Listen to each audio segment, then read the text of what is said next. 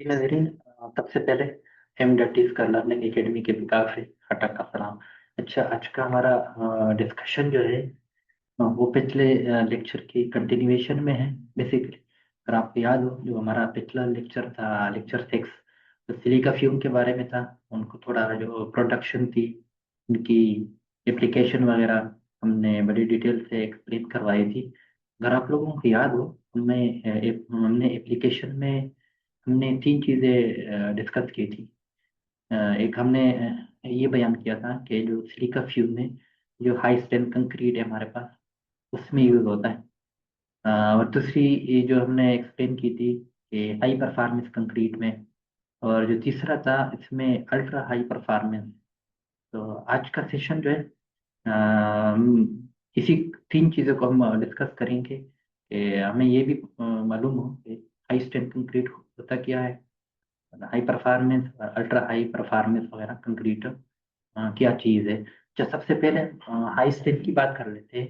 अच्छा, high strength concrete जो है, बेसिकली हम उसी कंक्रीट को बोलते हैं जिसका जो स्ट्रेंथ होता है, कंप्रेसिव स्ट्रेंथ 28, जिसका वो 40 MPa से ज़्यादा होता है, मेगा पास्कल पे। कि उसी को हम हाई स्ट्रेंथ कंक्रीट में कैटेगराइज कर लेते हैं। अच्छा, इनकी जो करेक्टरिस्टिक है, कौन कौन सी करेक्टरिस्टिक होती है।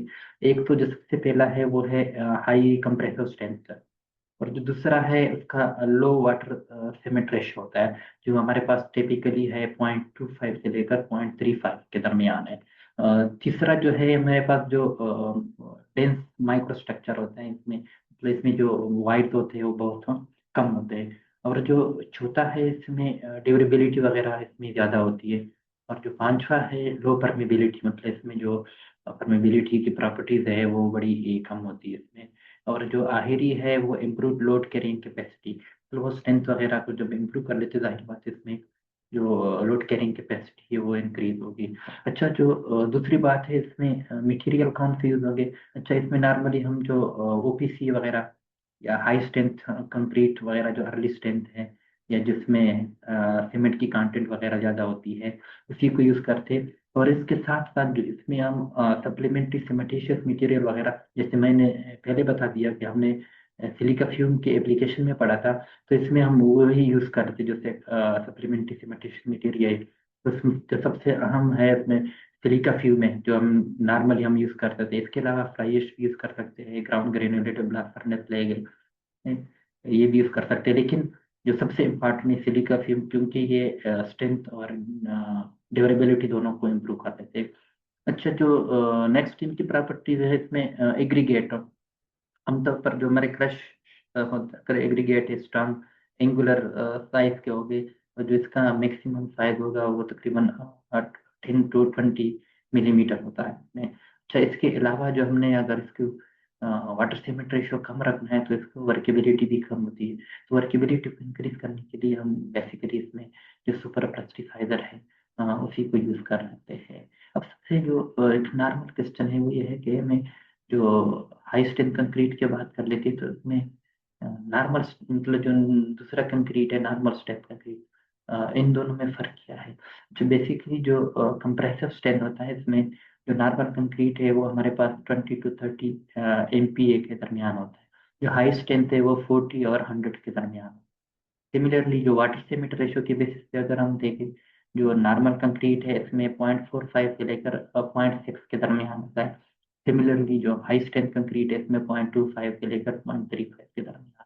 अच्छा, जो सीमेंट कंटेंट है बेसिकली नॉर्मल कंक्रीट है इसमें 300 से लेकर 350 केजी पर मीटर क्यूब में क्यूब है इसमें। सिमिलरली जो हाई स्ट्रेंथ कंक्रीट है इसमें वो है मैं 400 से लेकर 550 केजी पर क्यूबिक मीटर है। जो थर्ड हमारे पास इनकी प्रॉपर्टीज है वो है सेकेंडरी सीमेंटिशियस मटेरियल यूज है। नॉर्मल कंक्रीट है इसमें बड़ी लिमिटेड होता है, कभी कभी हम इसको में यूज करते हैं। सिमिलरली जो हमारे पास हाई स्ट्रेंथ कंक्रीट है इसमें हम जो सेकंड सप्लीमेंट्री सीमेंटिशियस मटेरियल है वो ज़्यादा यूज करते हैं। अच्छा, आखिरी जो उसमें एप्लीकेशन है हाई स्ट्रेंथ कंक्रीट की, वो जो हाई राइज बिल्डिंग है उसी में हम यूज़ करते हैं। जो लैंड्समैन ब्रिज है उसी में हम यूज़ कर सकते हैं। इसके अलावा जो प्री स्ट्रेस कंक्रीट है ऑफशोर स्ट्रक्चर है, न्यूक्लियर एंड डिफेंस जो स्ट्रक्चर वगैरह में बन जाता है जहाँ पे हमें हाई स्ट्रेंथ चाहिए। और आखिर में जो एप्लीकेशन है वो है कॉलम एंड मेगा प्रोजेक्ट्स, जो बड़े बड़े कंक्रीट होते हैं उसी में यूज कर सकते हैं हम। अच्छा, जो नेक्स्ट हमारे पास है वो है हाई परफॉर्मेंस कंक्रीट। हाई पर जिस तरह हमने पहले बता दिया था कि जो हाई स्ट्रेंथ है उसमें हम स्ट्रेंथ के ऊपर जो एक पैरामीटर है, स्ट्रेंथ पैरामीटर को देखते हैं कि वो 40 MPa से ज़्यादा होना चाहिए। लेकिन जो हाई परफॉर्मेंस कंक्रीट है इसमें जो है ये तो पहले तो ये कोई स्पेसिफिक परफॉर्मेंस रिक्वायरमेंट पे कि अगर हमें कोई प्रोजेक्ट करना है जिनकी एक स्पेसिफिक रिक्वायरमेंट होती है, उसी के लिए हम ये हाई परफॉर्मेंस कंक्रीट करते हैं। अच्छा, इसमें स्ट्रेंथ के अलावा जो हमारे पास वर्केबिलिटी है, ड्यूरेबिलिटी है, या सर्विसिबिलिटी है, या जो इसका लाइफ स्पेन है वो भी इक्वली इम्पॉर्टेंट है। हम इसको भी सिर्फ ये नहीं है कि हमें हाई स्ट्रेंथ हो और ये ड्यूरेबिलिटी सही नहीं हो, तो ये ड्यूरेबल स्ट्रेंथ के साथ ड्यूरेबिलिटी, वर्केबिलिटी और जो उनका सर्विसिबिलिटी है ये बड़ी ज़रूरी होती है हाई परफॉर्मेंस कंक्रीट में। तो इसकी की परफॉर्मेंस प्रॉपर्टीज है, इसकी ड्यूरेबिलिटी हाई होती है, परमेबिलिटी जो है वो लो होती है इसमें। इसके अलावा ये high resistant to chemical attack है। जो नेक्स्ट जिनकी वर्केबिलिटी और फ्लोबिलिटी वगैरह उनको भी इंक्रीज कर देता है।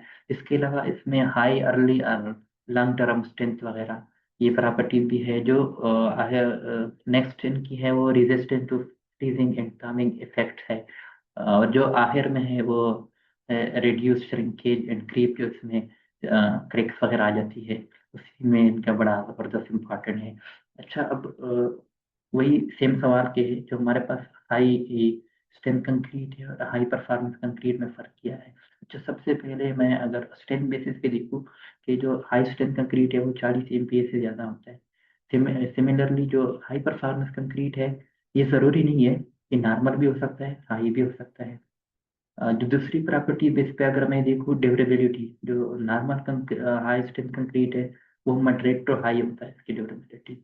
लेकिन जो परफॉर्मेंस हाई परफॉर्मेंस कंक्रीट है इसमें बड़ी हाई होती है इसमें। जो थर्ड प्रॉपर्टीज है परमेबिलिटी, जो हमारे पास हाई स्ट्रेंथ कंक्रीट के इसमें लोअर होती है, उसमें जो एक्सट्रीम लोअर होती है जो हाई परफॉर्मेंस कंक्रीट है।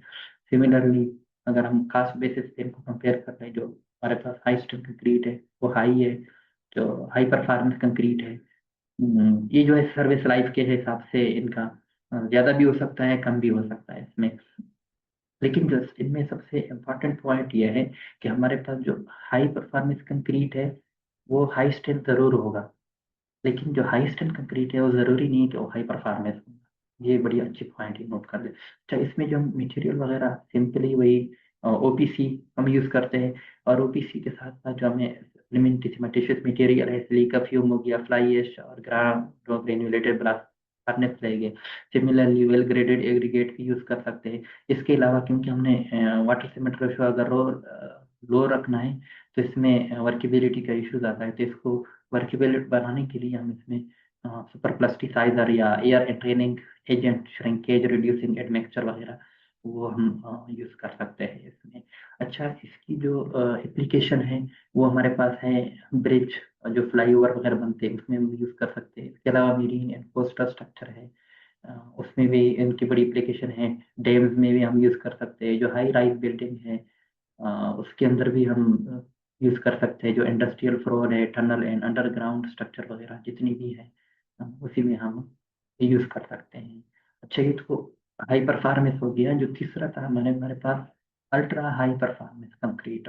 Ultra high performance concrete basically ये कंपोजिट बेस्ड सीमेंट कंक्रीट है कि जिसमें एक्सेप्शनल हाई स्ट्रेंथ हो, एक्सट्रीमली लो परमेबिलिटी हो और आउटस्टैंडिंग ड्यूरेबिलिटी हो।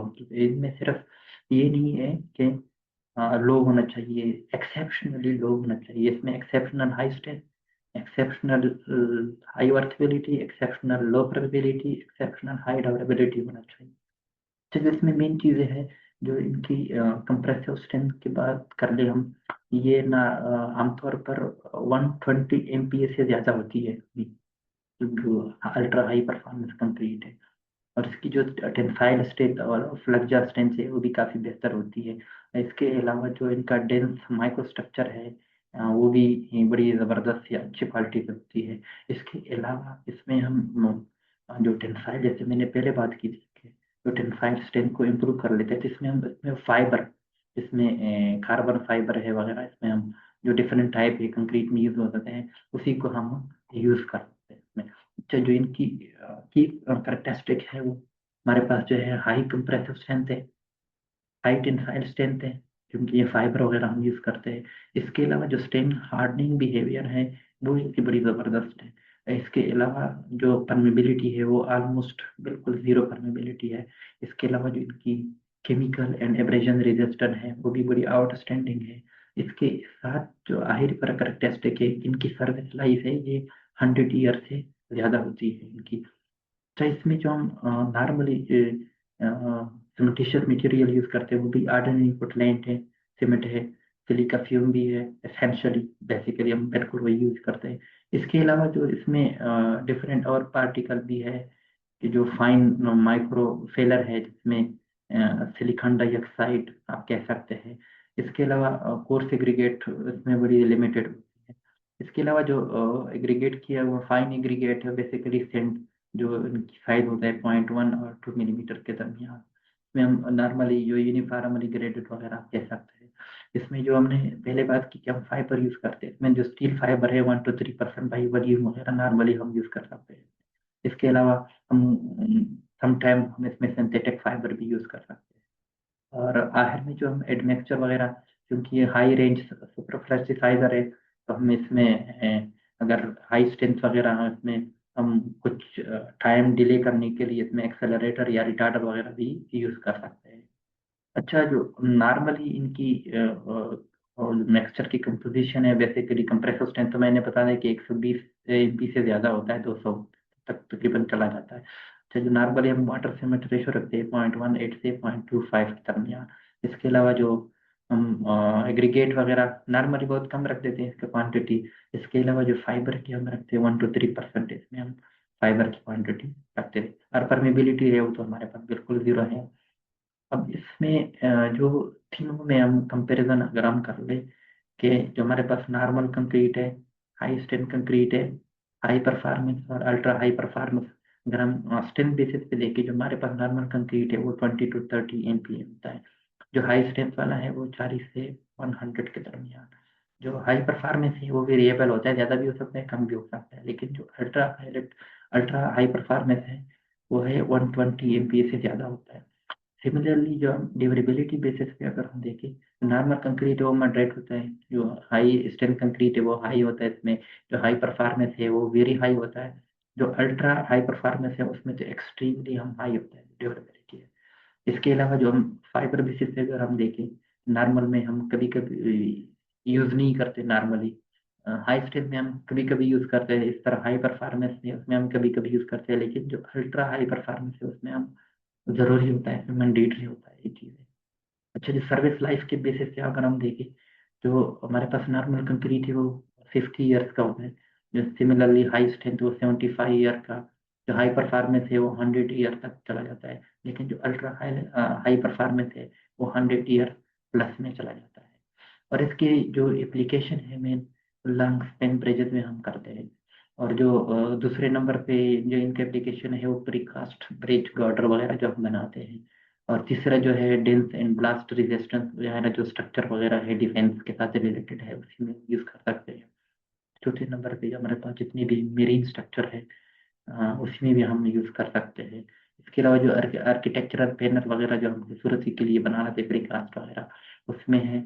और जो आखिरी एप्लीकेशन है वो रिट्रोफिट एंड स्ट्रेंथिंग वर्क, जो हमारे पास अगर कोई बिल्डिंग वगैरह में कुछ नेचुरल डिजास्टर की वजह से कोई इश्यूज वगैरह या स्ट्रेंथ में कोई इश्यूज है या कोई और डिफेक्ट्स वगैरह आया गया, अगर हमने इसकी रिट्रोफिटिंग करवानी है तो ये भी हम करवा सकते हैं। तो मुझे उम्मीद है कि इंशाल्लाह की जो तीन चीज़ें हमने, high strength, high performance, ultra high performance, जो बेसिकली इनकी एप्लीकेशन थी सिलिका फ्यूम की, उसका हमने बड़े डिटेल से एक्सप्लेन किया। मुझे उम्मीद है आपको समझ आ गया होगा। और इसके साथ साथ मेरी आपसे ये भी रिक्वेस्ट है कि जो जिनकी एप्लीकेशन है, ये बेसिकली ये जो तीन चीज़ें मैंने एक्सप्लेन की है, ये सिलिका फ्यूम की एप्लीकेशन में आता है। अगर आपने डिटेल से स्टडी करना है तो बिल्कुल आपके पास जो ये लिंक आपके पास सामने आएगा, तो आप वो लेक्चर भी देख सकते हैं। इसके साथ मैं आज का सेशन कंक्लूड